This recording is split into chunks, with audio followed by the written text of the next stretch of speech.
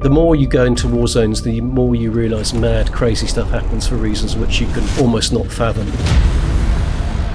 I was more driven by what war does to people. It seems to me that your camera and your film footage is worth more than your life at times.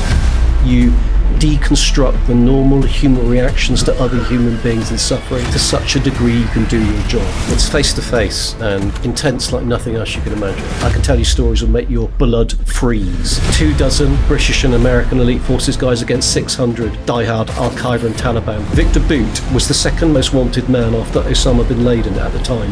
In October 1943, we hijacked a train to an Italian concentration camp, rescued 180 of the people held in that concentration camp, loaded them back aboard the train and steamed back to Allied lines. Wow.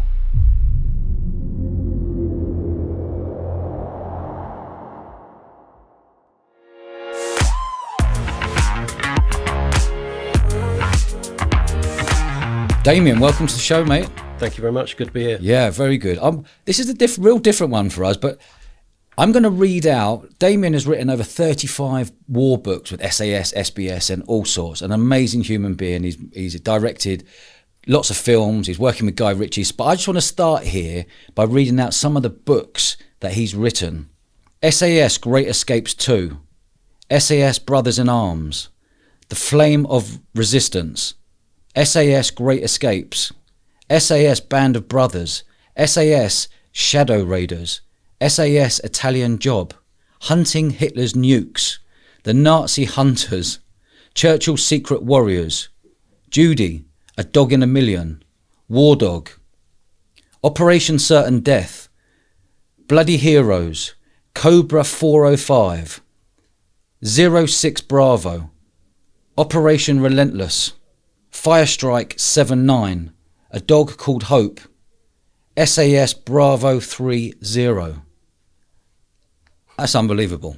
I just wanted to get that in there so all the viewers can actually understand how relentless you've been over the past 20 years of writing books and directing movies and whatever. But let's start, like I normally start. Let's roll all the way back. Where did you grow up and how did you end up becoming a war correspondent, director, author? Yeah, so I grew up not so far from here. I grew up in not even a village. I grew up not even on a farm. I grew up in the middle of nowhere in West Dorset. Little tiny thatched cottage. My father was a teacher in the local school. I went to the local school, which is Hardy's in Dorchester, so not so far from here at all. Went off to university. And at university, I myself and some mates organised this crazy, mad expedition to drive from the UK to the Congo in Africa, so that's across the Sahara Desert, in a Land Rover, and to make a film. None of us had no experience of making a film. It was this, sometimes naivety is the best thing, because it enables you to take that first step. And every journey starts with a naivety is a gift in business. It's a gift. Yep. It's an absolute gift, because otherwise you won't do it. Agreed. There's a saying in the SAS or in elite forces, analysis to paralysis. Yeah. So we set off on this expedition. It was a year-long expedition. We drove basically to the Congo, across the Sahara, did our filming, drove back again. I mean, that in itself was, you can imagine, it was the adventures on the way. Roughly what year are we talking here? 1989. 89, okay. 1989 to 1990. Yeah. And crazy adventures on that, really crazy adventures on the way.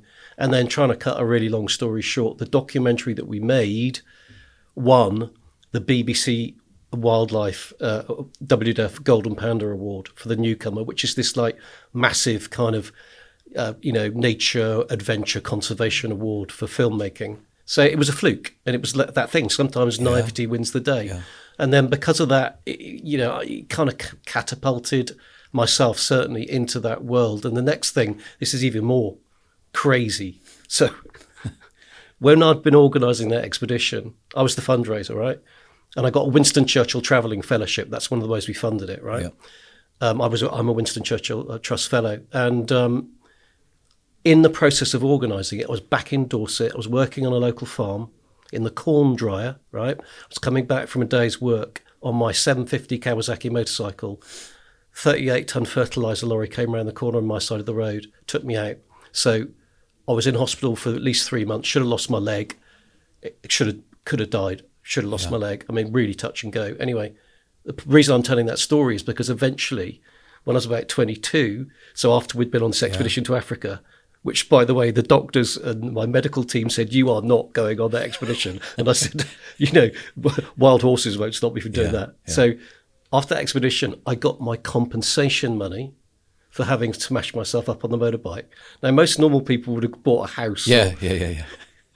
I used that money to buy myself a camera and a load of sound recording kit, and recruited this guy as my sound recorder. So we set off to cross the border illegally from Thailand into Burma and to join the Karen rebels who were fighting against the military dictatorship. And we spent a year in the jungle on the front line, often actually far across the front line in contested territory, making a documentary film. Wow. Which was then bought after the event and shown on Channel 4. Wow. So that was the first kind of step into a real war zone and behind enemy lines.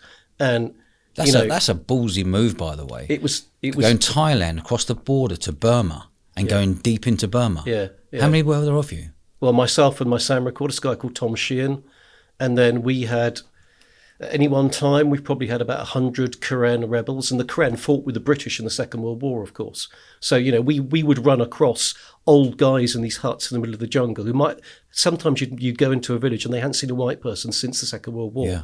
And these guys would walk out with their rows of British medals and kind of salute you. It's really extraordinary. But usually there was about maybe 100 of the Karen. I mean, they're freedom fighters. You said correct, Korean. Karen. It's one of the tribes. Okay. The hill tribes that fought with the British in the Second World War, and then of course have been fighting the Burmese dictatorship for decades. So we'd have 100 of them with us. There was one time when we were hunted by at least 1,000 troops from the Burmese military dictatorship. I mean, we were, surrounded, and it was full on, really full on. What made you be so ballsy to do something like this? What were you, mid-20s at this time? No, I was 22, 23. 22, okay. I have no idea. I mean, that is a question that it's a tough one. I'll tell you a story because it kind of maybe it hits the nail on the head. So I think my mum left when I was quite young. So I was brought up by my father. I've got an older brother and sister, and I think my father is a very moral kind of man, a very ethically driven man, and I think he kind of instilled this certainly in me. I was the youngest, but I'd been away, and I can't remember. I'd been away in a war zone somewhere, and it was a bit later. Maybe I was like mid to late 20s, and I came back, went back to our home in Dorset, and we sat up drinking a bottle of whiskey until about 2 a.m. And he said to me, we were quite tipsy, and he said, do you know that every time you go away, I've no idea where you are, I've no idea if you're coming back, it kills me inside. And I was like, yeah, I'm aware of that, but what would you rather have me do? And he said, just do anything. Go out and sell double glazing, just anything. But, that wasn't in the DNA. And I said to him, it's not in my DNA. It's not what you put there.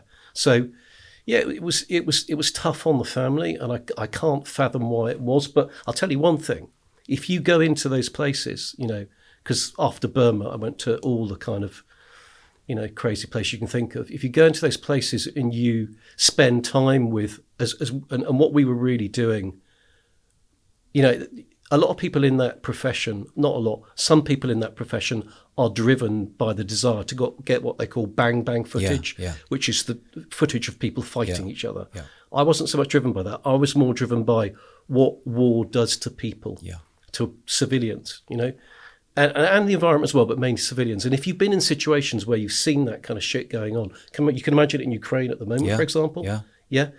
You become driven by that mission. It becomes really, really it drives you onwards. To find out what the knock-on effects of war are to your average mum, kid. Yeah. Okay. Yeah. Because that really gets you there. You know what I mean? And when you spend a lot of time with whoever it might be, because I was embedded, with the Karen rebels, then I was embedded with lots of, sometimes you'd be embedded with a rebel army, sometimes you'd be embedded with your own military, sometimes you'd be embedded with a foreign military. You're always kind of on somebody's side. And once you spent a lot of time on the front line with whoever it is, you forge these incredible relationships. They are so real and really, really powerful. And so that kind of compels you to keep going back. How did they react when they saw a couple of white kids come across the border and with a camera and a sound mic? we had the most unbelievable reactions. I'll tell you one story because it's kind of one of the most crazy ones. So we were right, you know, we were certainly over the front line in what they call brown territory. So, you know, fought over territory, and we'd been there for weeks on end. And so we were carrying. I remember one time, right? There was a guy, one of the Karen fighters, had an M203 grenade launcher, okay, and he had all his grenades in like a photographer's sleeveless photographer's jacket, stuffed in them, covered in it, right? And back in the time I was filming, I was carrying sealed lead acid batteries, so I had military webbing with my batteries, sealed lead acid batteries slung on them. And I said to him, I bet my webbing's heavier than yours. He had the grenades, I had the batteries, and we swapped. And my webbing was far heavier than his, right? And there was one time, so we had our packs, right? Massive packs, and I had the sealed lead acid batteries slung on me. And there was one time we were going across a river. It was a mountain, a jungle-clad mountain, and the river was, you know, it was precipitous. We were going across this river, and I fell. And you fall in that water, what happens? Because your pack's on your back, and it's so heavy, you get dragged under like an upended tortoise. Right, okay. And you can't get back up again. You drown, right? So I was off, right? I was off. Yeah. And I was like, I'm going to die. And one of the crane guys, reached out, grabbed hold of the back of my pack, pulled me up and saved me. Loads and loads of situations like that. So, but going back to your question, one time we were middle of nowhere, you know, behind the lines, and some local hunters staked out a dead animal. I can't remember, it's a donkey or something, and they caught a tiger. It was terrible, you know. They caught and they shot a tiger, but because we were like these honoured white guys who turned up there to film, you know, this war, this forgotten war, we were the guests of honour at this kill. So we had to turn up, and they skinned it and they gutted it and they cooked some of the meat and they made tiger curry, and we had to sit down and be the first people to eat it. And you couldn't say no. No, you couldn't say no. Because they were like, you know... disrespectful. Yeah. So on the one hand, it's horrific because they've killed this beautiful animal. Yeah. And on the other hand, it's like, please, you know, you're our honoured guests. Sit down and eat this, you know, curried tiger. Just loads. What did tiger taste like? It tasted like you'd imagine. It tasted like a really, really rank tomcat. It was not nice. Okay. Yeah. Big male tiger. Yeah. And what were your movements after then? You're like mid-20s now. What other war zones have you been to? What really stand out in your mind? You're like, Jesus Christ, that was super dangerous. So the one that probably, the two that probably got to me the most are Sierra Leone, obviously, because, you know, of the British military involvement there and the involvement of our elite forces there, and the Sudan, both of which are in Africa. And I say that because they are, I mean, Sierra Leone, the civil war there, was probably the most horrific war on earth. They had that policy, the rebels, of long hands, short hands. You know about it? So when they would capture men, you know, civilians, men, women, and children, they would say, do you want long hands or short hands? And long hands meant you were amputated just your hands, right? Short hands meant you were amputated above the elbow. So they used amputations in the civil war in Sierra Leone as a way to spread terror and control. So when you come across that, and you come across the amputation camps and stuff like that, man, it's just young kids who've had their lives and their futures destroyed just by crazed, warped, drug-crazed, mad rebels in that country. So that really... What was going on in Sierra Leone? What year are we talking here? You're talking early 90s through to just after the 2000s. And what happened was the British military intervened in Sierra Leone. That book I wrote, Operation Certain Death, right? Yeah. What happened was British military there in Sierra Leone, they're training the nation's government's military, the army of Sierra Leone, to fight the rebels, okay? And there's some Royal Irish Rangers soldiers there on a training mission. And 17 of them get captured by this rebel group called the West Side Boys, one of these really, really drug-full, crazy, amputation-wielding machetes, just voodoo, you know, crazed setups, and they're captured by these guys, right? And they're held there. And so, obviously, we have to go in and rescue them. And obviously, the one force that you can call in to a situation like that is the SAS. And so that book, Operation Certain Death, that is the story of how the SAS go in and not only rescue these 17 Royal Irish Rangers, but also by doing that, by sending that message to the rebels in Sierra Leone, they bring about an end to that civil war. So Did that bring an end? Because we've had Big Phil Campion on here. He was part of that Mission Certain Death. That's right, he was. Yeah. And he tells an amazing story, what it was like flying in. Yeah.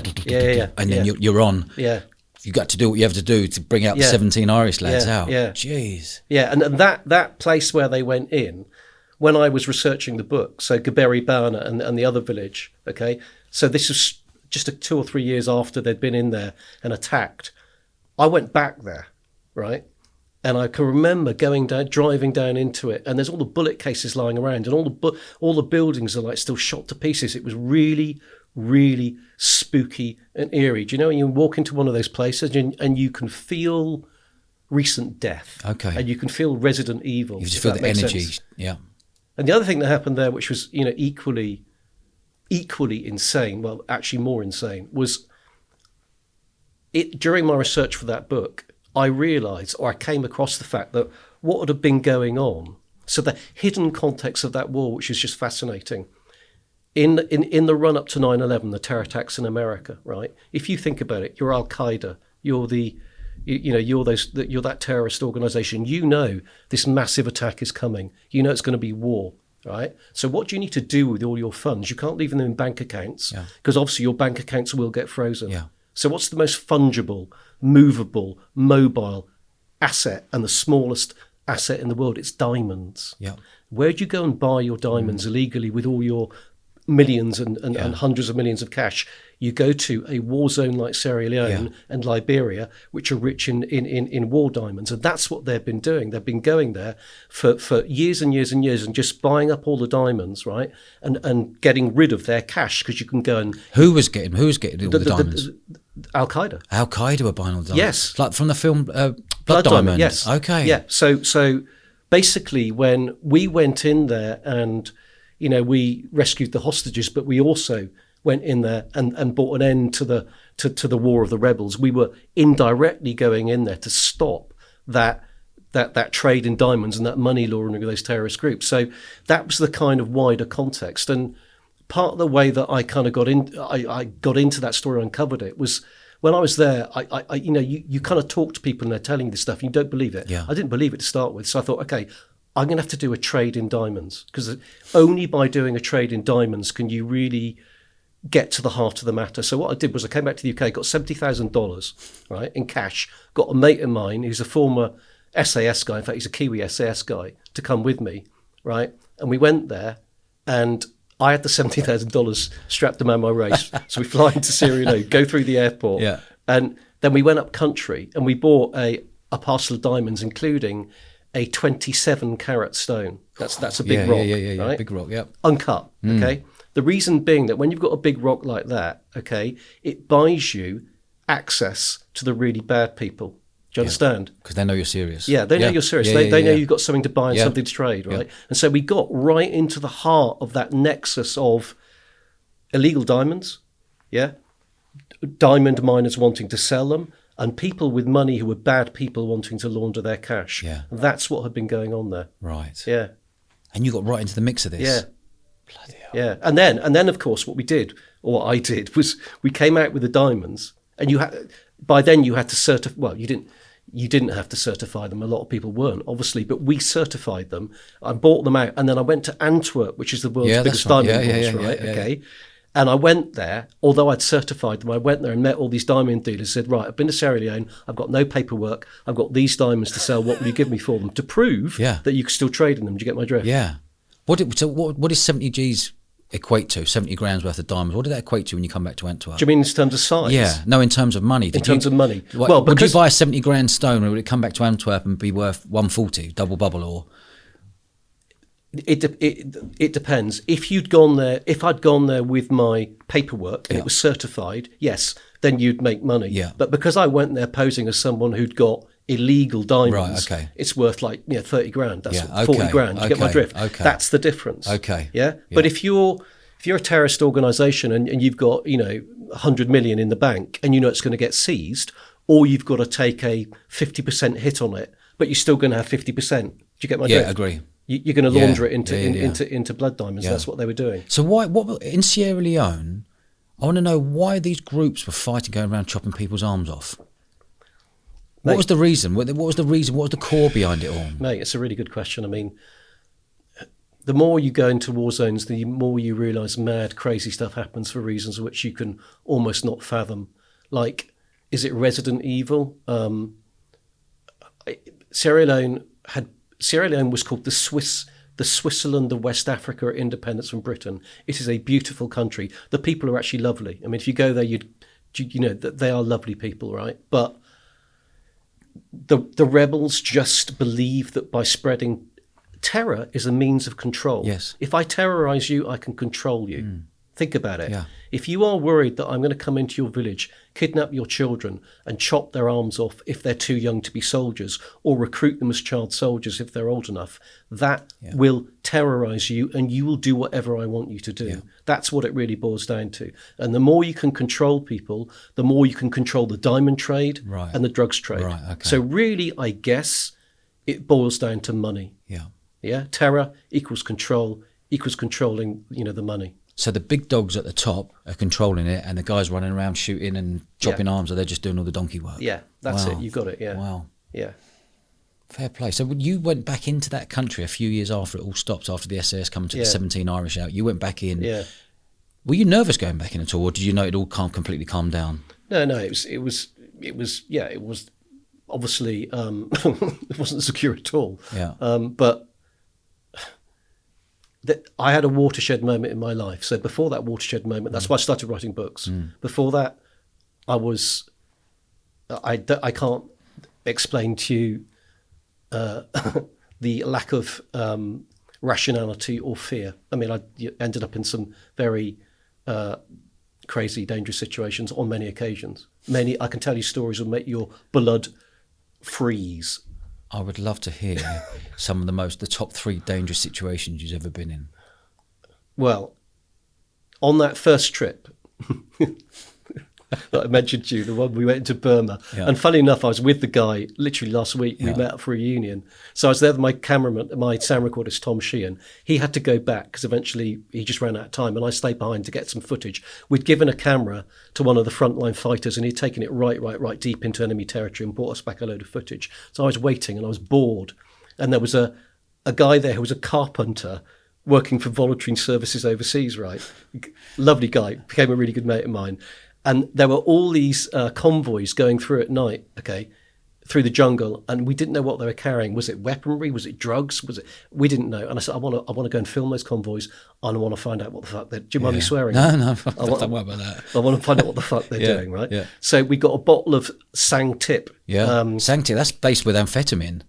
That's a Thai whiskey. Yeah, Thai whiskey. And it actually is based with amphetamine. Is it? Yeah. I didn't know. Anyway, we had a bottle of Sang Tip. So we took the bottle of whiskey up to the road at night. Right? We slung our hammocks in the jungle and just sat there, me with my big camera, and we were just drinking the whiskey. Anyway, and several of these convoys came past, and I filmed them, right? I'm standing there and filming them. And then and every time we're getting a bit more tipsy. And then eventually a convoy stops, and a guy gets down from the cab, and there's a guy on top. And this truck's carrying timber. There's a guy on top with a big machete, and there's a guy got down from the cab, right? And he walks over to me, and he can speak pidgin English, and he goes, "You take film of truck," and I'm still running the camera. Yeah. And I said, "Yeah, that's right." And he said, and he pulls out his pistol, puts it in my ribs, and goes, "You give me the camera, or you die." And I said, "Well, you better shoot me then, because you're not getting the camera, right?" And I'm still running it. And I said to him, and it's still running, and everything's being filmed. And not only that, if you shoot me, you're going to be answerable too, because I knew the head, military guys in the Karen base nearby. So there was all this going on, right? And then my mate, the carpenter, the VSO guy, who's a big guy, probably 6'2", just comes under the truck and appears out of nowhere. And the guy's got the gun in my ribs, sees this other white guy, big guy, and thinks there's 2 of them. And at the same time, I can see his eyes are completely amphetamine day. Yeah. So he's out of his, off his face. Right. So it was that was a bit scary. And eventually he gave up and drove on. But the amazing thing was, when we got to view the footage, I know, the next day or the day after, the only way you could view the footage was you had to get a generator. There's no electricity. Get a generator, fire up the generator, and use the camera to play it. And we viewed it. After that, right, we then went back, drank more whiskey, and I filmed 3 more convoys go through. Straight after? Can you believe it? Yeah, that is ballsy, mate. That is ballsy, though. So that's one. And Love then, it. And then another one, which is even more insane. So I'd been into Sudan. So Sudan is the world's longest running civil war, sadly. It's now South Sudan and Sudan, but at that stage it was one country. Yeah. So I'd been in there, I don't know, dozens of times all over, sometimes flying into airstrips in little tiny aircraft. No one had been there since the Second World War. Anyway, I got to know the rebel leader, Dr. John Garang, really well. This massive bear of a guy, right? Really, really impressive figure, okay? And there was all these allegations of chemical and biological weapons being used against the forces of the South, okay? I said, look, if there's ever an allegation of use, call me. And the reason I said that was because, sorry, I've got to backtrack a bit. So after that first trip to Burma, right, we came back and made the film for Channel 4, and there were these devices dropped in the Burmese jungle that they thought were biological weapons. And so we went back, and before going back, I contacted Porton Down, the chemical and biological weapons establishment, and I hastened to add, I've never been in the military, but they agreed to train us, or rather me, to take samples of chemical and biological weapons because they wanted to analyse them here to prove if they were being used. Did you get my drift? And there's a very specific process to taking samples that can be used in a court of law, right? So they trained me to do that. How are you taking samples? Give me an example. Well, so if you're taking biological weapon samples, you go in there and you have they're files. They're like test tubes, basically. Yeah. Right? Okay. And you've got labels. You've got tape to seal it. You've got the protective gear, the mask, the gloves, the suits. But really what it's about the chain of custody. So you have to fill out all the forms. You have to film yourself filling out the forms in situ. So you've got video evidence that you collected those samples from that location. And then as proof. And chain of custody all the way back. Brilliant. So we got trained to do that. And we'd been in, again, to Burma, across the front line, deep into enemy territory, and taken these samples of what we believe were biological weapons, brought them back to the UK, and got them analysed by Porton Down. And so I said to the guy who was the rebel leader in Sudan, this was a few years later, look, if there are ever any allegations of chemical weapons use, call me, because I'll bring a team and we'll investigate. So I got a call, and he said, there was a UN convoy, a United Nations aid convoy, going through a village, and they were attacked, and the bombs that dropped left off this gas, and they've left these craters of red liquid. I was like, okay, we'll come. And so, and this is a bit of an insane story. So there were two former US Marines who were also trained to take chemical and biological weapons who teamed up with me. So we formed and what we were doing, we were filming it so we could put it on the news, right? But also taking samples to be analysed. So we flew into Nairobi, and then we flew from there into Uganda, got a four-wheel drive and drove illegally across the border into Sudan and got to this village, okay? And then there are these craters and all this shrapnel, and it's full of this red liquid, right? So they're going in to take the samples, and I'm filming it. And this is where it gets a bit insane. So we're all in our protective gear, everything, suits, gloves, masks. And I realise it's so hot I can't film because the mask is steaming up. I can't see anything. Yeah. And the gloves are so bulky I can't use the equipment, I just can't. Yeah. So there's a choice. Either I don't film it and we got no chain of custody, no proof we've taken the samples here, and we've got nothing to put on the news, or I take the kit off. So I took the kit off and I filmed the whole thing with no protective kit at all. Now that is insane. That is insane. Yeah, it's insane. So it seems to me that your camera and your film footage is worth more than your life at times. Yeah, I'm sure you've had guys say this to you before when you've had military guys talk to you, but there's something about trying to think of it this way. So if you've been on the front line and you've been shot at and you've not died, imagine how precious that makes your life feel. Yes. When that happens to you, your mortgage, your argument with the wife, your future career prospects means nothing. Nothing. Just doesn't mean anything at all. Someone could give you $1 million in cash and you'd say it's meaningless, because I've just had someone try and kill me. Yeah. So that feeling of surviving someone trying to take your life away, it's just the most exhilarating. There's nothing like it. It's a drug like no other. So it's highly addictive. And what happens is the more of that kind of stuff you do, and it's exactly the same with soldiers as it is for war reporters, the more you cannot actually feel at home or exist anywhere but in that situation. Because you come back, right? Imagine it. Imagine I've just been out there taking chemical weapon samples with no protective covering kit, right? And it got even worse, actually, because what happened was then we had to bring it all out, right? So I've got it. I'm the guy carrying it. I've got lumps of shrapnel, files of red liquid, vegetation, all this stuff, right? Wrapped up, taped up. And the two US Marine guys go, you go first. Because, no, they were being good, because they said, we think they're onto us, go first. So I leave Uganda, right? Fly out to Nairobi. They come the next day. They have been torn apart, strip searched, everything, because someone had found out what we've been doing. Do you understand? I had just got out. So they've given you the heads up to get out quickly. Right. Wow, so I'm now in Nairobi, and I'm thinking, well, have the Ugandan government told the Nairobi authorities?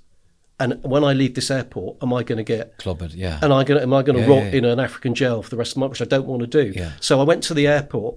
And I went to BA and said, do you have any, because there was a BA direct flight to London. I said, do you have any tickets left? They said, we've got one first-class ticket left. I said, how much is it? It was, I don't know, like $8,000. I said, I'll have it. Here's my credit card. I paid for the ticket, right? So, and it was going out that night, okay? And I'm shitting my load. Because I don't mind, it's going to sound insane, but I didn't really deliberate about that thing about taking off the protective gear.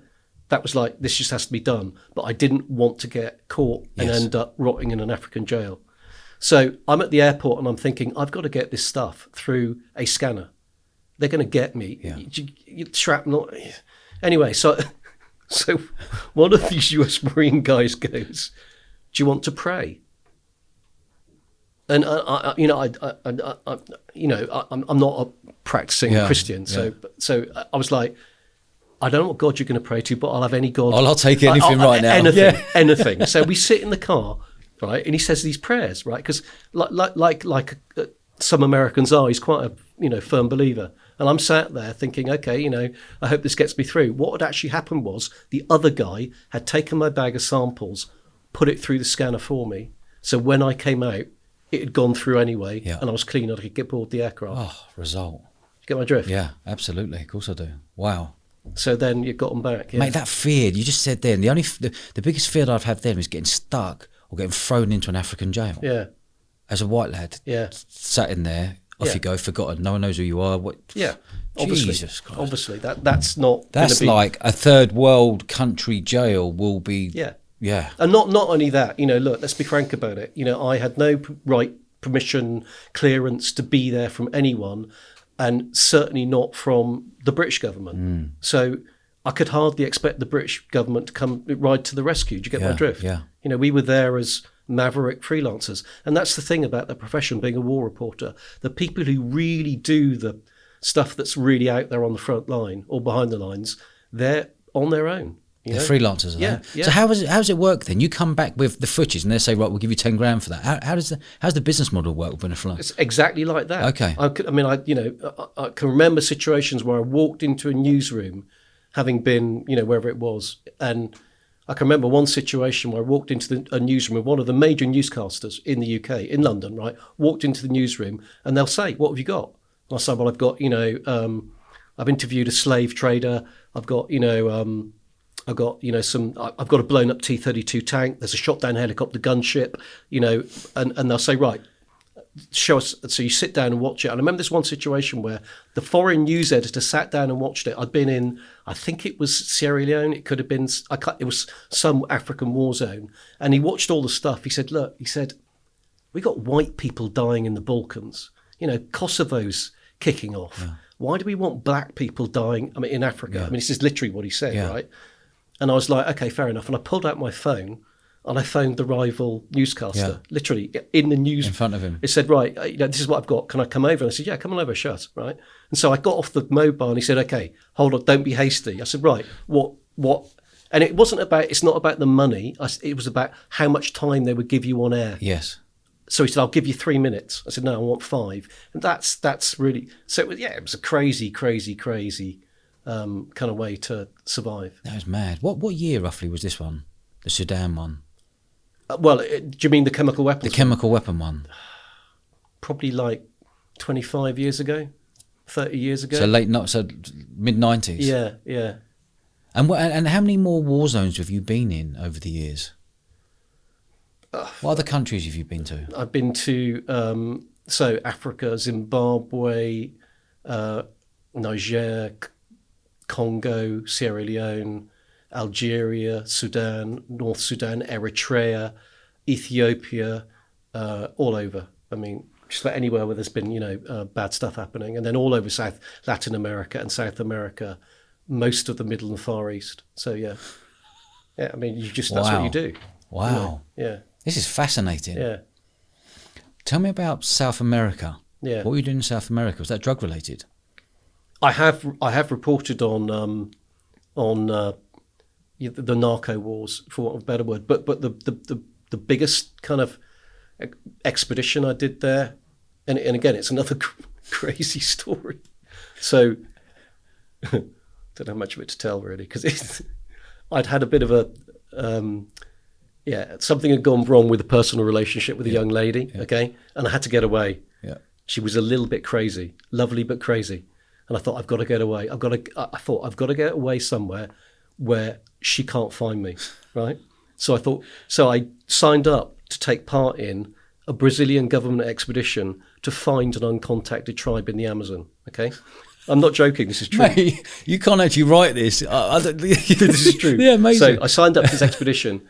FUNAI is the Brazilian government Indian agency, and there's a serious reason they do these expeditions, because if you can go into the Amazon and find and prove that there's a tribe that exists living in the Amazon, and you can demarcate their territory, it is then legally protected, so you save that patch of rainforest. You get my drift? Okay. It's a really serious, this is a serious proposition. So we had to find this tribe, and they were called the Jurei, okay?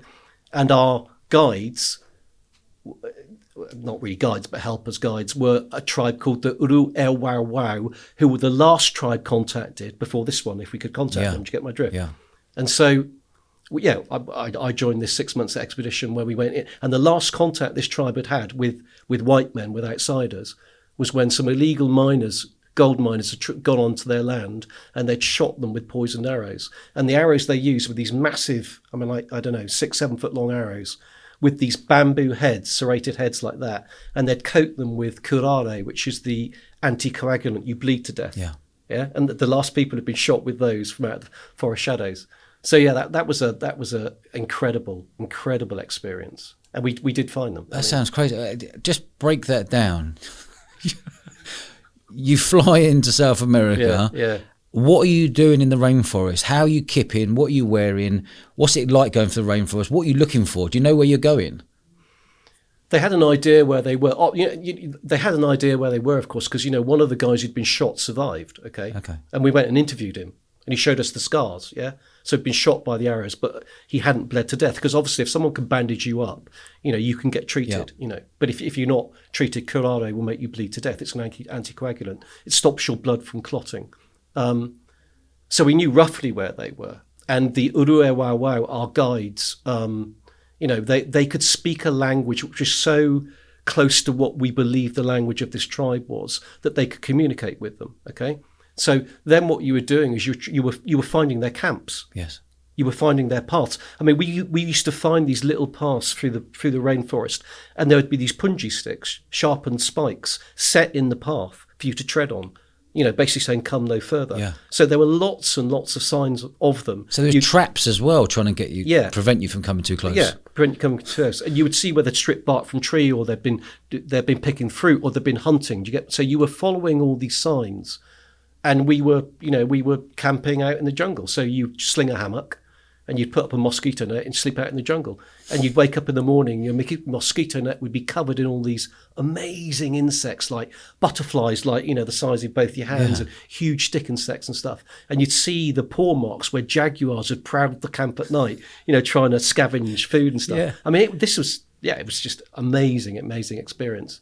And eventually we found where their village was, and we made contact. I was filming, and I can remember the filming. I must tell you the story about the Tukundira as well. So I remember the filming, and I remember filming the tribe for the first time they've ever. And this guy, one of the guys, came up to me, and it's on film, and peered right into the camera. So the camera was like here, like seeing if he could see himself inside it. Yeah. It was absolutely mind blowing. And the two things that stick in my mind also about that trip is one of the Uru Ewawau guides, a guy called, his name was Purei. I got on with him really well, and I'd had a nightmare one night. And he came up to me in the morning and said, just come with me. And we went off into the forest a bit. And he said, and he sat me down. He told me exactly what I had dreamed. He told you what you'd dreamed? Yes, okay. in detail. Wow. So you can imagine some guy sits you down, some Amazon Indian, and says, this is what you dreamed about. And he tells you the exact dream in great detail, right? And at the end of it, I said, how the hell did you do that? He said, we just know. And then not only that, this is what you need to do about it. Right? Wow. And then the other thing that sticks in my mind is there's an ant in the Amazon. It's called the tucundira, and that translates as the bullet ant, right? Or it's also called the 24-hour ant because you die within 24 hours if the sting kills you. It's about that big, right? It's the most venomous ant on Earth. And I was walking through the jungle with the team, and again, I had big pack on, all the battery strapped on, but I also had a camera brace with the camera on my shoulder. So you're covered in all these straps, right? Walking through the jungle, I felt something like crawling around there, and I went to grab it. It was a tucundera, and it bit me on the nipple. I'm not joking, on that nipple there, right? And I felt like I'd been shot by a bullet. It was so painful, right? I just ripped everything open, like my shirt, all the straps and everything, and pulled it off. And one of the Indians came and said, one of the guides, because it took a dira. Yeah. And then, all the treatment and everything happened. And the mandibles were stuck in there. Gee. So where I pulled it off, the head had come off, but the mandibles were still in there. So did that infect you? Yeah, it was not, I didn't die, but it was touch and go for, it's really, you do not want to be bitten by a tucundera. It's not a good thing to happen at all. Just explain to me what it's like walking through a jungle. Is it like we see on the telly? Like, is it you pulling bushes out of the way, or is it actually paths for everyone to walk, or is it literally you are going through the rainforest? If you're walking through virgin jungle, so that like we were most of the time, there's very little on the forest floor, because all the sunlight's in the canopy. Very little light filters down to the forest floor. So very little grows there. It's actually quite easy to walk through virgin jungle, okay? If it's secondary jungle, i.e. if it's been cut or disturbed and the canopy's been broken and light can filter down, it then becomes much, much more difficult. You do then kind of have to cut your way through. But where we were looking for this tribe, it was mostly virgin jungle, and mostly you were following their paths that they made. Now, you or I would not be able to see them.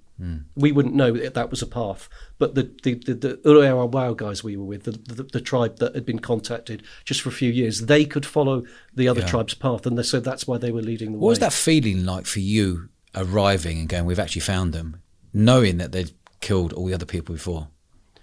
There were moments where we weren't armed. No, we were not armed. Because that is the policy. If you go in, that's the FUNAI, the Brazilian government's policy. If you go in looking for a uncontacted tribe, you cannot go armed. Because if you go in armed, two things: one, it sends a signal to them that you're coming in a warlike way, and secondly, you obviously might be tempted to kill them because it's about your own survival. So we were unarmed. So all you then have is you have the Indians who are with you, or the tribe that with you can speak their language, and you have the hope that you hang stuff in the jungle, these offerings. So if you can imagine it, you hang pots, pans, things they might be, machetes, things you hope they can use. They take them as gifts. Okay. To say we are come you in walking peace. in like hands in the air, like we've got nothing? I'm trying to get my head around that bit because that must be nerve-wracking. But well, I was walking in filming. Okay. So I'm walking in with a camera on my shoulder. And knowing you from what I'm hearing, there was no worries about you just carrying on filming. It was just part and parcel. Okay, so the thing when you are a cameraman in that situation, you've been doing. Okay, I'll talk about an example because it's hard to explain.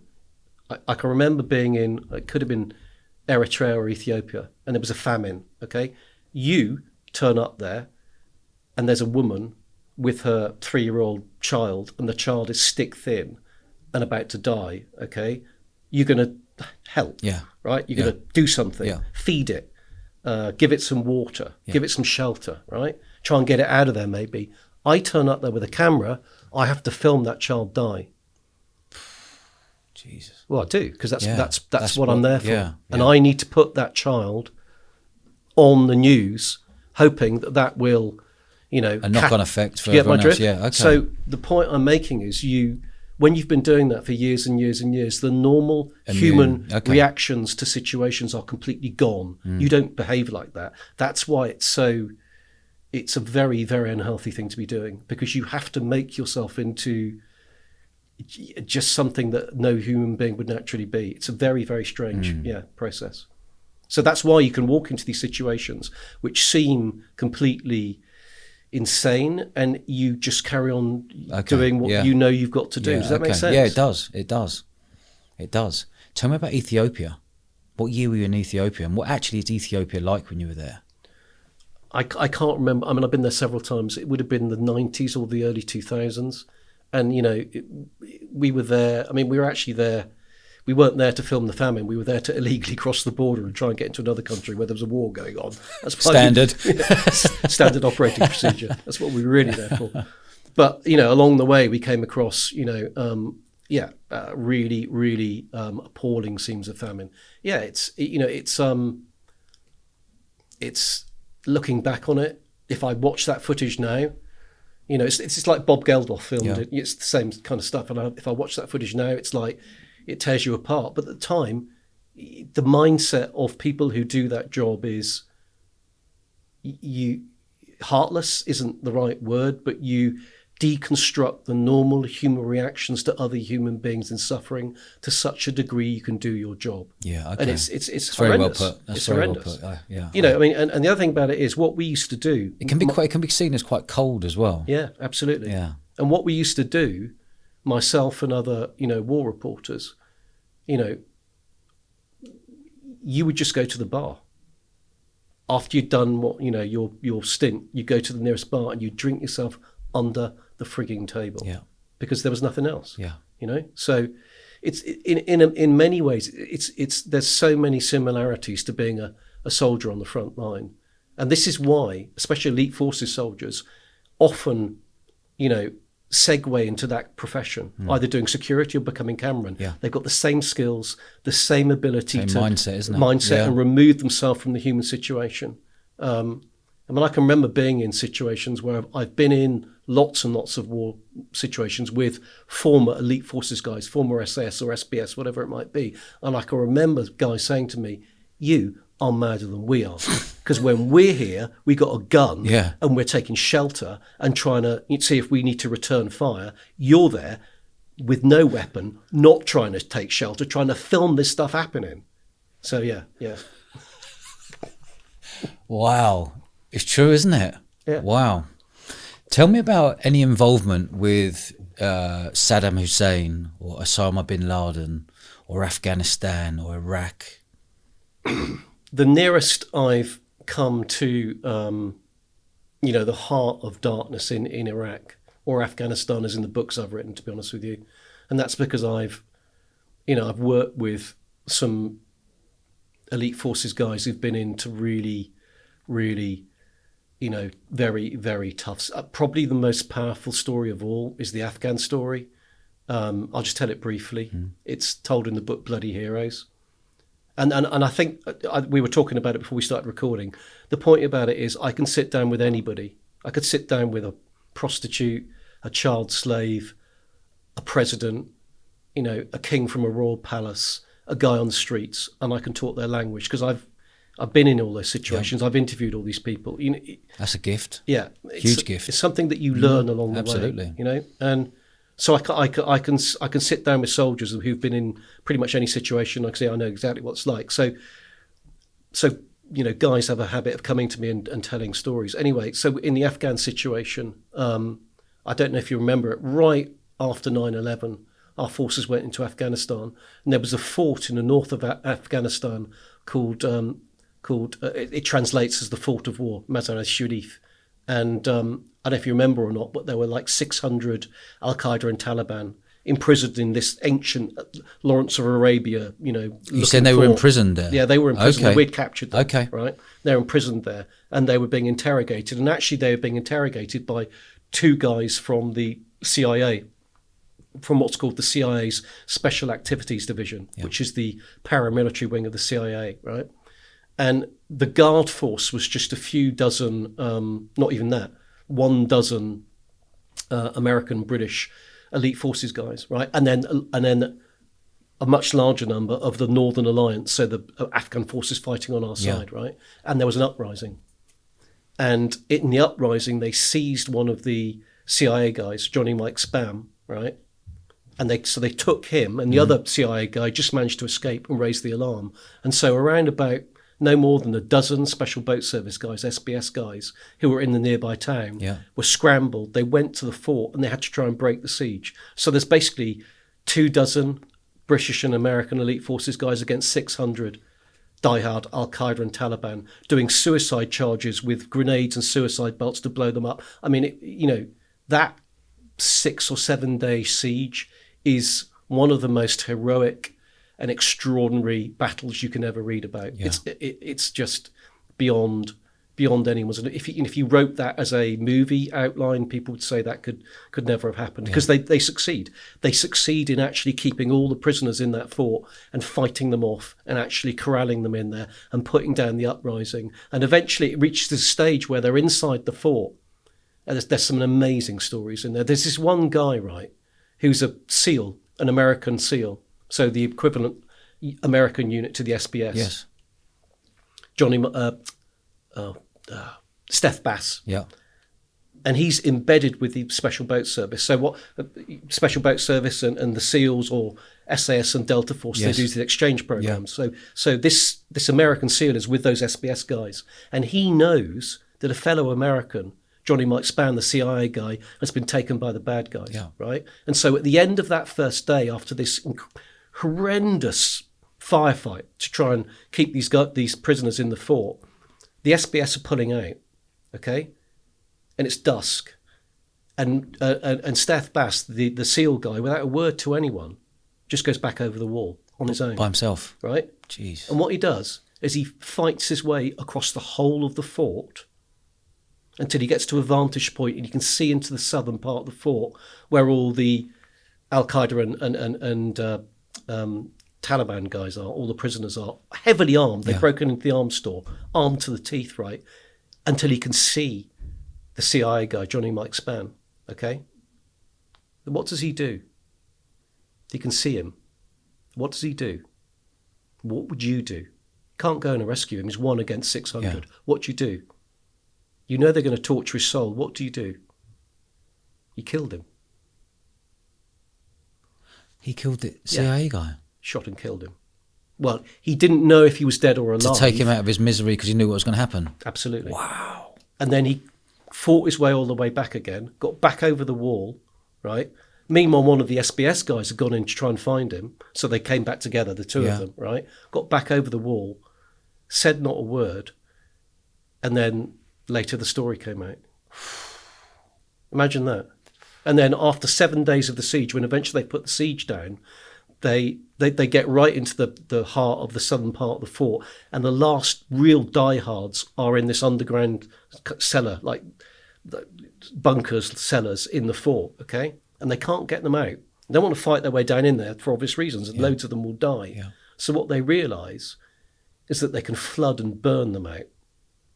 So first of all, they flood the cellars, and then they put fuel down and they light it, and the last to come out. And one of the guys who comes out the cellars right at the end, I don't know if you remember this as well, he became known as the American Taliban. He's a white American guy with a big beard who converted to Islam and was fighting alongside them. Wow. Yeah.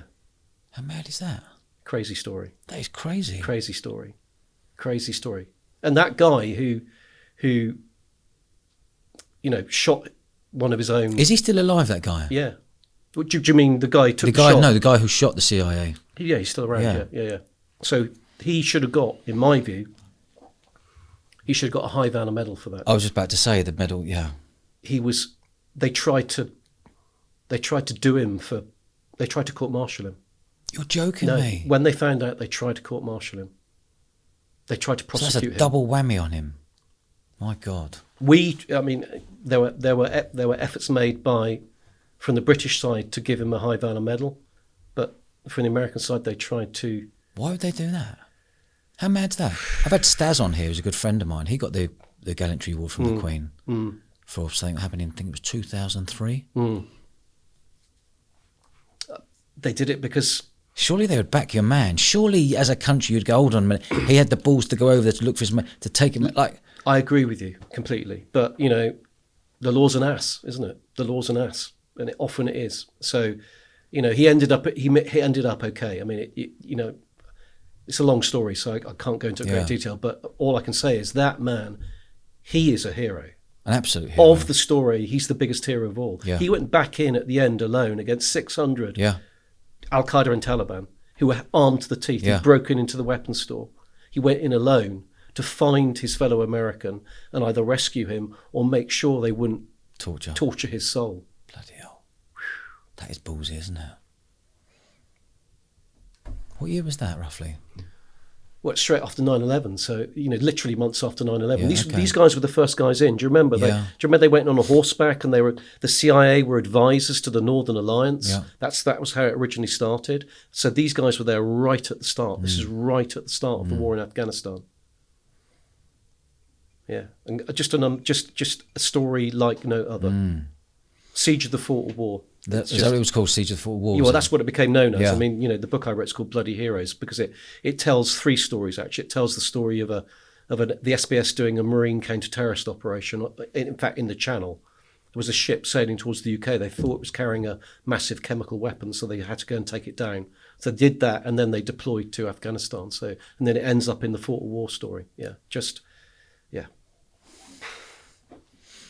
What other book have you written where you've actually been blown away? And what's it like sitting down with someone in the SAS, SBS, actually them pouring their heart out, telling you everything that's going on? Because I kind of guess it may be a little bit similar to this. When I'm interviewing these powerful people, they're telling you their whole life in 90 minutes, 120 minutes. And after they leave, going, God, that was cathartic. That was like a therapy session because they've just gone vroom. And that's crammed into like 90 minutes. For someone like you, how do you get all the information out of them?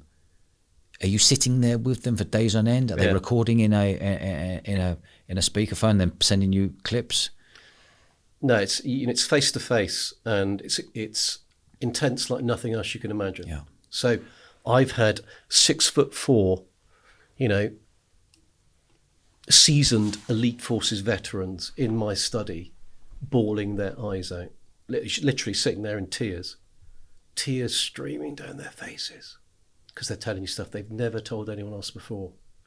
Yeah, it's extremely intense. Yeah. And I think they can, you can't talk to people about this stuff unless you think they understand and they've been there and they relate.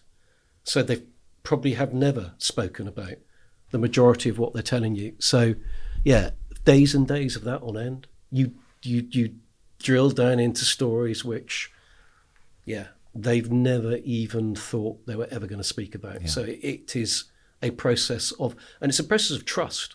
You can only talk to somebody about that kind of shit if you believe that they are a sympathetic listener. Yeah.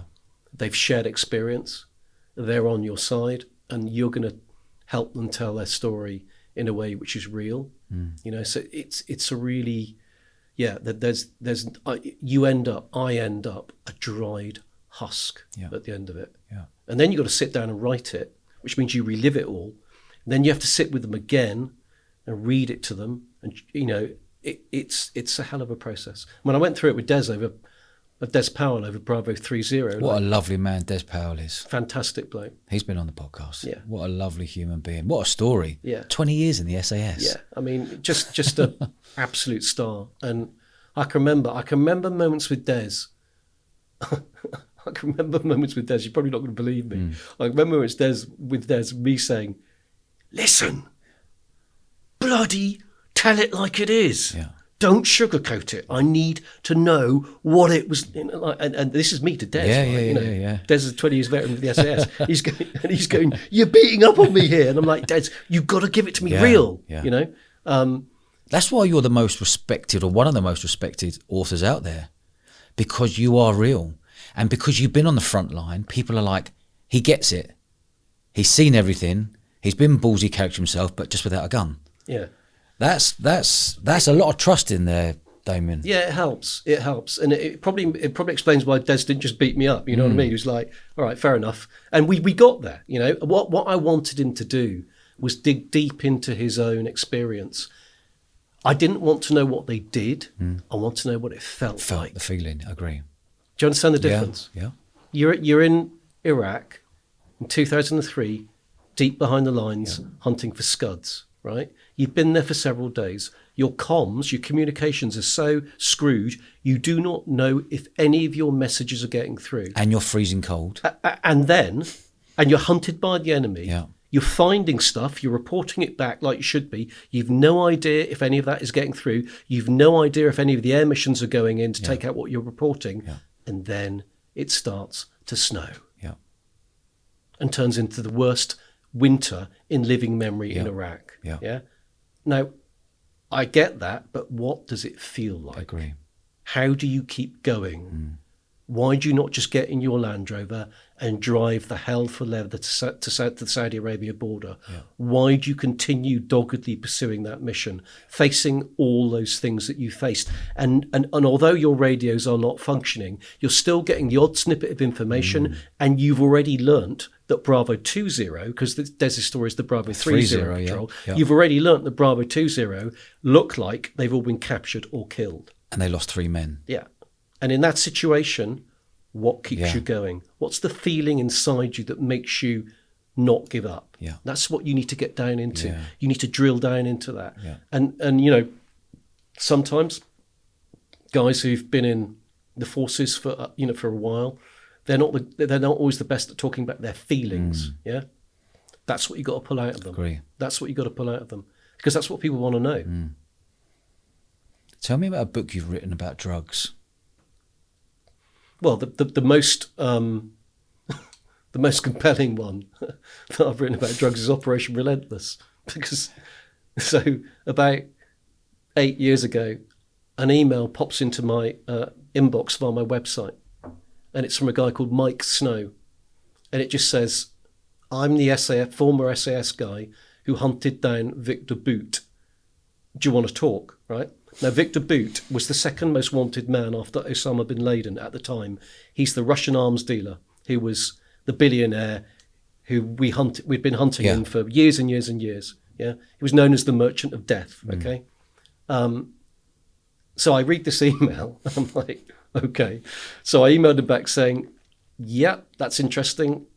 Why have you emailed me?" I said, "I read one of your books. Do you want to meet?" I said, "Okay." So, and I found out he lived in the northeast of England. I live in Dorset. So we put a pin in the map, equidistant. We found a Premier Inn. We booked in for 2 days, and I drove up there. And on the drive up, I'm thinking, this is a former SAS guy who led an operation of the Drugs Enforcement Agency, the DEA in the States, to hunt down the second most wanted man in the world, a Russian arms dealer called Victor Boot. Why does he want to talk to me? Yeah. Do you get my drift? Yeah, of course. What's in it for him? So I turn up there. I didn't know what he looked like. Walk into the hotel lobby. There's a guy sat there, and I knew his nickname was the Bear. Okay, and there's a guy sat there just about my height, about 5'6", but as wide, right? And not just as wide. He's as wide with muscle, with a completely bald head, looking like a face like a sack of claw hammers. I mean, really looking like your archetypal, and I'm like, he's the guy. So we go into his hotel room, and he sits down, and he tells me the story for about an hour, and my jaw is on the table, right? And this is the point. And then I said to him, "Why are you talking to me? What's your reason?" And he said, "Do you think I shaved my hair?" I said, "I don't know." He said, No. He said, "I had hair until quite recently, until a few months ago." He said, "It's all fallen out." He said, "I've got leukemia. This is the result of the treatment. I may not have many months to live. This is the one good thing I've done in the world. I want my story told. Jesus. Yeah.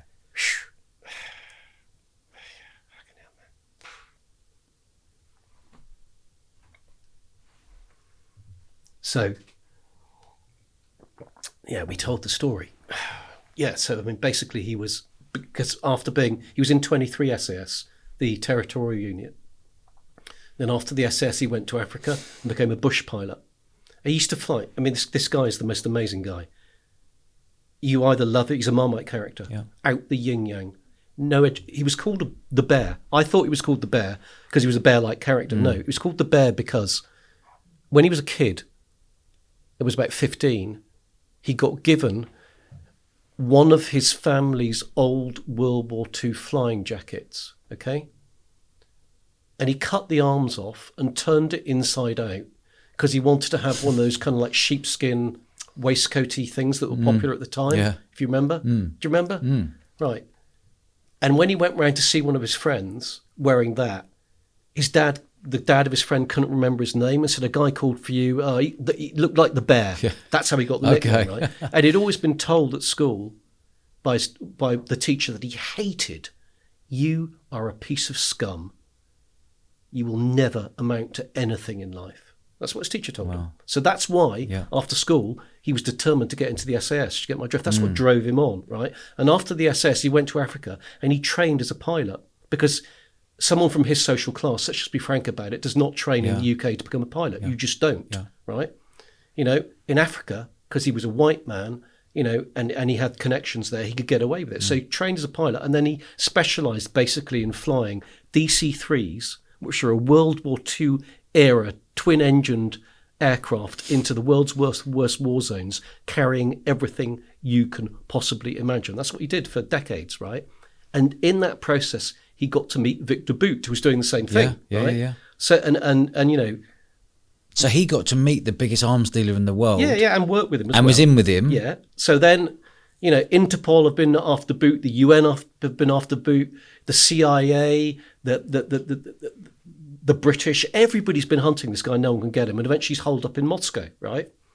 And President Bush, it was at the time, go to the DEA, the Drugs Enforcement Agency, and say, can you get Victor Boot? And the reason one of the reasons they wanted to get him, why they thought they should use the DEA, was because he had been doing deals with narco gangs in South America, Latin America, South America. Obviously, you know, arms deals with very, you know, those narco billionaires in South America and Central America. They have billions and billions and billions of cash. Yeah. So you've got very lucrative arms deals to do. So that's why the DEA got involved. And the DEA, well, how do we get to him? How on earth are we going to get to Victor Boot? Mike Snow. Because Mike Snow knows him, has flown the same routes, has walked the same paths, and he's a poacher. Can we make him a poacher turned gamekeeper? And they teamed up Mike Snow with two guys. Name's gone out of my head. Carlos and Ricardo.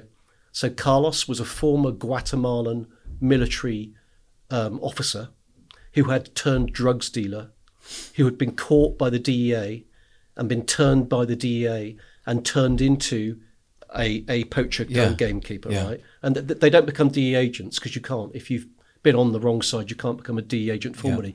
What you become, there's a special phrase for it. It's like a special informer or something. Basically, you become an undercover for the DEA. Okay, so Carlos was an undercover for the DEA, and Ricardo was another undercover for the DEA. I think he was Colombian. Again, he'd been very, very bad, caught by the DEA and turned by them. And so Mike Snow led this team of these two guys, and then with a couple of American DEA guys kind of managing them, to put together this sting operation where they were going to allegedly get Victor Boot to sell hundreds of millions of arms to the FARC, the Colombian narco rebel organization, right? Everything up to surface-to-air missiles to shoot down American planes. That was the sting they put together to get Boot, to draw him out of Moscow, to draw him to a place to do the deal where they could arrest him, and that's what Mike Snow had done, and that's the book that we then wrote, which is called Operation Relentless. It's his story, and he wanted that story told because it's the one good thing he'd done in the world, and he wanted the story told. And actually, it's even more poignant than that, truth be told, because he didn't tell me this at the time when we met, but I learned afterwards. He's become a good friend, you know. I mean, like I say, he's a Marmite character. Most people probably wouldn't like him. I do like him. Yeah. He's blunt. You would think he is uneducated, uncouth, and all those stereotypes. He is not. He can quote Buddhist philosophy at you. He can read you Buddhist poetry. His library is esoteric in a way that would just be, you would find almost unbelievable. Yeah. He has educated himself. He's a man of hidden depths and so many facets, but you wouldn't see that if you just knew him on a surface level. Yeah, superficially. Okay. Is he still alive today? He's still alive, yeah. Anyway, and the point is, he also wanted the book written because in the process of doing the sting on Victor Boot and then the court case and all the, you can imagine all the crap that came with it, he became estranged from his wife, who was his childhood sweetheart, because of the stress. Yeah. And he wanted the book written to say to her, this is what we achieved, or this is what I achieved, and to get back with her. Did he get back? Yeah, he got back, yeah. Fabulous. Yeah. What a story. Yeah, great story. What a story. Yeah. What happened to Victor Boot? So he was tried in the States very, very cleverly. He said nothing at trial, not a word. Nothing in his defence whatsoever. Because obviously what you know the Americans wanted to do is they wanted to do a plea bargain with him. Yeah. They wanted to get him into the States, do a plea bargain. He wouldn't have to stand trial, and he would tell them everything he knew, because he knew, you know, everything about the inner workings of the Kremlin and, you know, Moscow's arms dealing around the world, you know, and they're selling weapons to the enemies of the West. That's basically what it was about. And Victor Boot told them nothing. He said nothing in his defence at trial. He deliberately hired a lawyer that everybody thought was useless, so the lawyer would get blamed for him going down for 25 years, whereas actually he did it deliberately because he knew, you know, the way it works is if you are former Russian intelligence, and if you've been a tool of the Russian state, as he was, if you spill your guts to a foreign power, not only will you never go back to Russia, but they will find you. And they'll find your family. I agree. Remember what happened to the Skripals here? Yeah. You will get. Yeah. So he understood the so he kept stum. He kept stum. What did he get in the end? He got 25 years. In America? In the States. Is he still there in No, prison? because recently he was swapped in that prisoner swap for... Was that him, was it? Yes, that's him. Bloody hell. That's the guy they swapped. So he got banged, he got moved back to Russia. Is he banged up in Russia? Or is he a free man in Russia? No, free man, obviously. Celebrated Wow. in Russia. Celebrated in Russia. Wow. Yeah. What a mad story.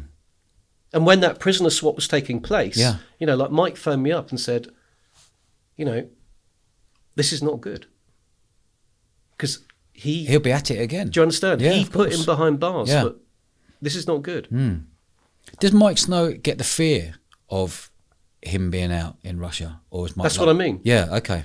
And not just Mike, but the other whole two, DEA the Colombian, the DA team, the DEA Guatemalan. guys, yeah. They're okay. all like, this just... It's not cool. No. No, okay. For obvious reasons. Yeah. It's obviously not cool, is it? What year was this when he came out, roughly?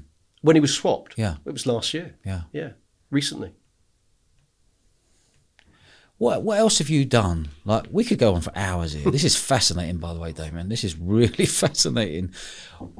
When did you first start writing books? Was it 2000, about 20 years ago?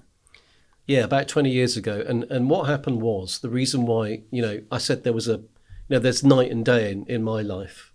That there's a watershed. So I had spinal surgery. So, yeah, something... Yeah, I just, anyway, had an operation on my spine, L1, L2. Are you okay today? Yeah, pretty much. I mean, I went in and was 7 hours under the knife. It was an emergency operation. It's a long story. Probably don't have time to go into it. But the long and short of it is that it's a miracle I'm alive. And it's even more than a miracle that I'm not paralysed from, you know, here down. That's what should probably, you know, touch wood. Yeah. Anyway, so... Mate. Yeah. That's not... Yeah, amazing. Amazing, mate. So I was a year in recovery. Couldn't go to a war zone, obviously. Yeah. What year was this? 2000. Okay. Maybe slightly later. No, it must be around there anyway. And during that year, I was approached by a publisher, and the publisher had heard about a story that I've been working on from a war zone, and at a dinner party in London, some friend of mine told the story, and the publisher said, "That is an amazing story.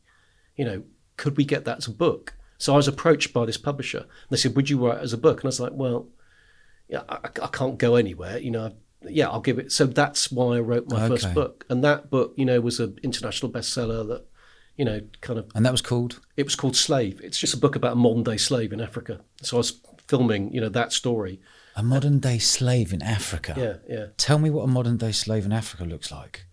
What exactly? Like, man, that's just bonkers, right? Yeah, it is bonkers, yeah. So the first time I went to the Sudan was actually because I'd been in Burma doing that biological weapons story, sampling those biological weapons. I love how you can laugh about it now. But this is a funny story. And this very well-known Tory politician turned up. What was his name? I can't tell you the name because some of the stuff... What's his surname? I can't, mate, I can't tell I'm only playing. Because some of the stuff that happened it was a bit... Yeah. Anyway, it's a she. She turned up in... it's like a game of Guess Who, isn't it? Do you have glasses? Ginger hair? Freckles? She turned up in the headquarters of the Red Rebel group where we were, the Karen Rebel group, where we had gone from to take the biological weapon samples. And she found out that there were allegedly these two white reporters, deep inside enemy territory taking biological weapon samples to bring them back to Porton Down. And she didn't believe it. She said, "I do not believe a word of this." She said, and she left a card. And on a card, it said, "Contact me if you are who you say you are." So when I got back to the UK, I contacted them. I met her in the House of Lords for tea. And she said, so I told her, she was like, "You're genuine?" I said, "Yeah." And she said, "Well, okay." She said, "Do you fancy doing a story about slavery, modern day slavery?" I said, "Well, it doesn't exist." And she said, "No, it does." Yeah. She said, come with us and we'll show you. So I flew into Sudan on my first ever trip to Sudan, probably like 30 years ago, with her. And we met a modern day slave trader. So this guy was an Arab from the north. And basically what they were doing was they were coming south on these slave raids, and they were taking black Africans and they were selling them in the north as slaves. I mean, it's just that. And so, he was all wrapped up in his, to hide his face, and I interviewed him, and he had some slaves there. We interviewed them and ran the story. So, I'd gone there not believing it. I had gone saying, no, this can't be happening. There it was. There were slave markets, there were slave traders, there were slave raids. I mean, after that, I flew out. I can remember it as clear as it was yesterday. I can remember flying to this village. It was called Niam Lel. I can remember flying in there. And as we flew in, the huts were still burning from slave raid. I remember turning up there, right? Slave raid? Yes. So people, they'd ridden in on camels and horses, Kalashnikovs. Set them alight. Set them alight. Get one out. Yeah, wow. Gone. And I remember flying in there, literally in the aftermath, huts still burning. And it went slinging our hammocks. And that evening, I can remember... really, it's kind of the stranger things that stick in your memory. I remember this guy, this rebel kind of fighter turned up, and he had a Kalashnikov slung across his neck like that. And I remember it really distinctly because the curved magazine of the Kalashnikov was like burnished bronze gold in the African setting sun. Like, it would just look really beautiful in a strange way. And he had a goat on a string, right? I was like, and he kept trying to give me the goat. I was like, and eventually I got someone who could speak. I said, "Why is he trying?" He said, "Because he's bought it for you." I said, "I don't need a goat." He said, No, we're going to kill it. We're going to eat it in honour to celebrate you coming. I said, "Listen, the whole village has been burned. There's nothing left. This is probably their last goat. No." They said, "You've got to do it because they want to welcome you in their traditional way. And you have to slaughter a goat." And I mean, man. Did you have to slaughter the goat? No, I didn't. No, didn't. They did that. Just roll back a minute ago. You mentioned the word slave market. Yeah. Have you physically seen a slave market? Yeah, absolutely. Yeah. Filmed it. Yeah. What does a slave market look like? Well, it's a bunch of, black African, generally women. I mean, it was many women and children that they were enslaving. It's very hard to enslave and control fully grown men for obvious reasons. Yeah. And they would be there, kneeling, bound.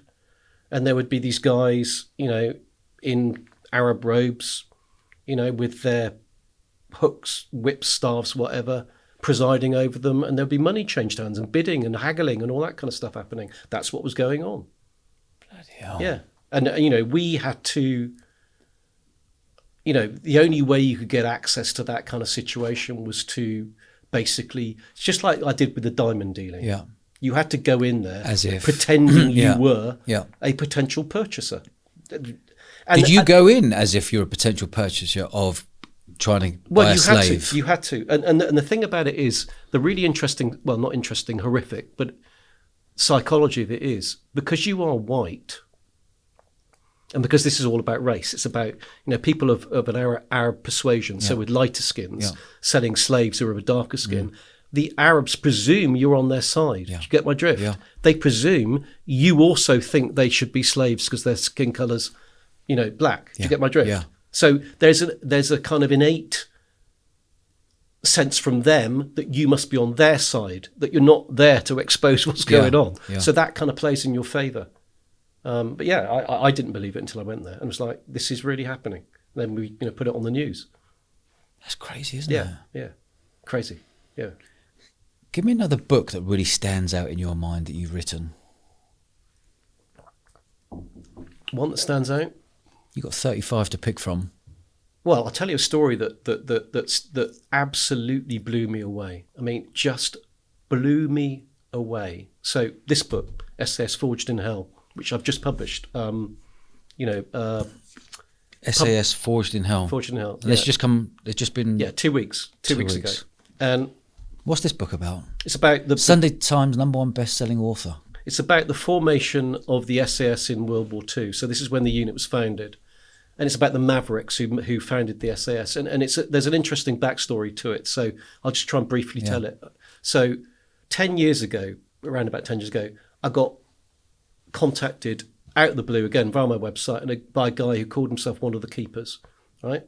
So we got on the phone and he said, I am one of the keepers of the archive and the memorabilia of Colonel Blair Paddy Mayne. Now, Colonel Blair Paddy Mayne, who was the star of the BBC SAS Rogue Hero show. Yeah. So Blair Paddy Mayne was the commander of the SAS for most of the war after David Stirling, the SAS founder, was captured by the enemy. Okay. So we're talking in the 40s here. Yeah, we're talking 41 through the end of the war. Yeah, okay. And he's also arguably the most highly decorated British soldier from the Second World War. He won the DSO and 3 bars, so that's the Distinguished Service Order, second only to the Victoria Cross 4 times. And he won the Légion d'Honneur and the Croix de Guerre and lots of other foreign decorations. So this guy was, you talk to SAS veterans today, you talk to Des Powell or anyone, they will say the archetypal SAS commander is Paddy Mayne. They all revere this figure. Anyway, so this guy calls me, he says, we're the keeper of the archive of Paddy Mayne, and we want to know if you will come to Northern Ireland to look through it all. So I flew over there and I went to the Mayne family home, met Paddy Mayne's niece, and there, in a room, which they've rediscovered in the loft, is his uniform, loads of stuff he'd captured off the enemy, binoculars, cameras, whatever it might be, and a massive, huge wooden war chest stuffed full of letters, diaries, photographs, film, archive entries, reports from 5 years of operating behind enemy lines. Right? Now that is a moment which that's a once in a lifetime moment. This is golden. Yeah, golden. Yeah. And they said, do you think there's a book in this? And anyway, so I'm trying to cut the long story short. So I there will be 3 books out of it. So I wrote SAS Brothers in Arms last year, which is the story of the first 18 months of the SAS. This one, SAS Forged in Hell, is the next kind of like year of the SAS, so the push into Nazi and fascist Europe, which the SAS spearheaded, right? But the reason I wanted to talk about the story is because in that war chest, Paddy Mayne's war chest, in one of the many, many reports in there, there was one which had this like one paragraph mention of this mission, right? And I read it and I thought, no, that cannot be true. I do not believe it, right? So the paragraph says something like, you know, in October 1943, we hijacked a train, drove it 100 kilometers through enemy territory to a Italian concentration camp, took the concentration camp, rescued 180 of the people held in that concentration camp, loaded them back aboard the train and steamed back to Allied lines. I was like, no, that can't have happened, because I've never, I'm an expert in this field. I've never even heard about it. This cannot have happened. So then I started researching and I found 2 other reports by 2 different individuals which corroborated it. Yeah. It is true. It has never been publicised before. There's nothing ever written about it, right? So what happened was in October 1943, the SAS are the tip of the spear to land on the Italian mainland, and they establish a bridgehead at Termoli, right on the southern tip of Italy. Okay, there's a concentration camp about 150 kilometres from Termoli at a place called Pistici. And Italy had concentration camps like Nazi Germany did. Right. We tend to forget that, right? Yeah. A guy escapes from Pistici concentration camp.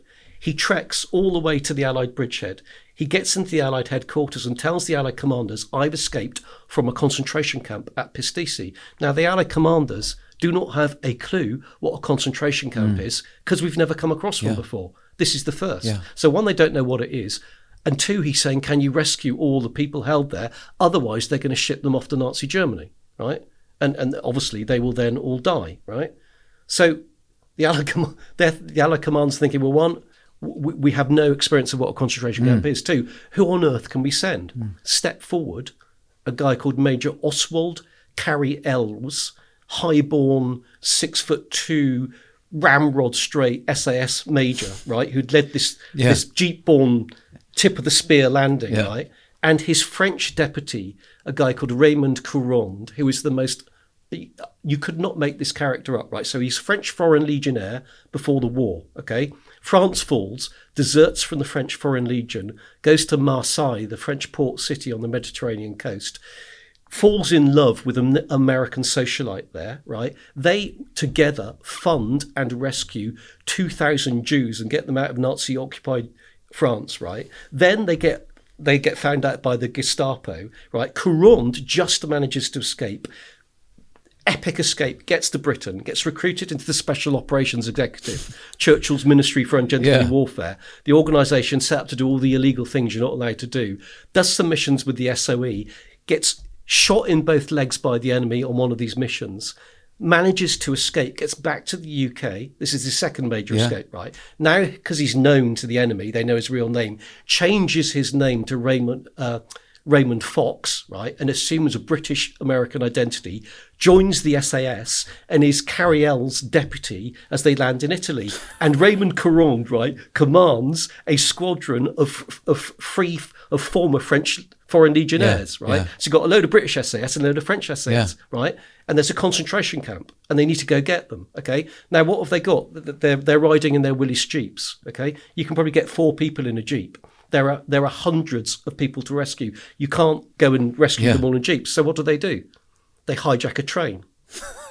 And they put Courond's Free French SAS and a bunch of British SAS on the train. Go and do a job. Steam it through American enemy territory. Meanwhile, Carey-Ells, right, takes a Jeep patrol and they drive it into enemy territory to take the main crossing point to hold it from the enemy. The train gets through, they get to the concentration camp, rescue all the inmates, load them on the train, steam them back through. Carey-Ells is still holding the crossing point, get back to British territory. That's unbelievable. And it's true. Isn't it? It's true. My God, and that's all in here? Some of it's in there, yeah. It's told in there. How excited, I just saw on your face how excited you were telling this story. No. Is this out of all your 35 books the most exciting one for you, because no one's ever found anything like you found? There's a lot. Any number of those titles are revelatory in terms of what they write about. But that mission, if I wrote that mission as a Hollywood outline, you would think people would say, "Come on, come on, mate. This didn't happen. Wind your neck in. There's no way that happened." But it's true. And the other thing that's fascinating about it is, okay, get your head around this. Oswald Carey-Ells commands a mission in which they hijack a train and they rescue 180 concentration camp victims and bring them back to Allied lines. Okay, that is an extraordinary thing to do. There were no decorations. Nobody earned a single high valor medal from that mission. It's inconceivable, and the only possible explanation for that is because nobody wanted that story to come out. Right. Okay. And the reason they didn't want that story to come out, and this became Allied policy through the war, is because they didn't want to publicise the concentration camps. Right. Okay. Because at a very high level, they argued that if you publicised the concentration camps, you would demonise the enemy, which would make them less likely to surrender and might prolong the war. Right. Okay. Do you get my drift? So basically, 80 years on, you've now got this story. Yeah. And at the time, it was covered up. Wow. Isn't that amazing? You couldn't write it. No. You could not write it. Damien, I can't say how much I've enjoyed this whole episode. Like, this is like amazing. The stories you've got and the things that you've done in your life is really fascinating. You know, and you've just nailed this Eventful Lives podcast. You're like the epitome of the Eventful Lives podcast. I thank you so much for coming in. No, I appreciate it. It's been great.